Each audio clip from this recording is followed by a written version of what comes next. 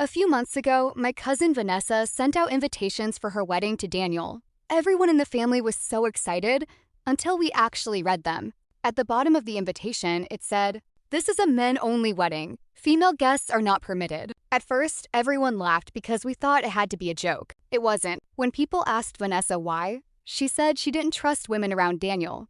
She believed every woman would try to steal her man, so she decided not to invite any women at all. That meant no single girl allowed. Naturally, every woman in the family was upset, so I made a group chat. I named it the Mans. Within minutes, almost every woman who had been excluded had joined. My best friend Sophie was the first to message. She said, "What if we all dressed up as men?"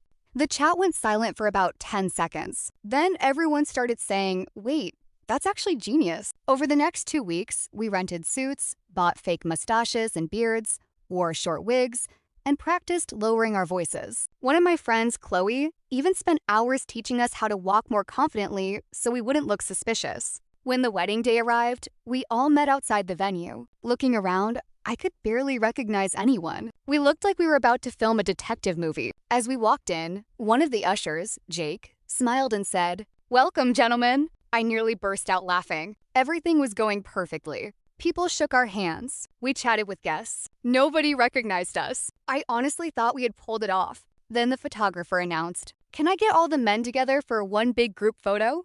Uh-oh, we all lined up, trying to act natural. Just as the photographer was about to take the picture, Chloe sneezed. Her fake mustache flew clean off her face and landed right on the wedding cake. The entire room went silent. Vanessa slowly turned around. She looked at the cake. Then she looked at all of us. Chloe whispered, "Dad, we're finished." Vanessa marched over and shouted, "Why are there women here?" At that point, there was no point pretending anymore. One by one, we peeled off our fake mustaches and beards. The guests just stared. Then something unexpected happened. Daniel started laughing hard.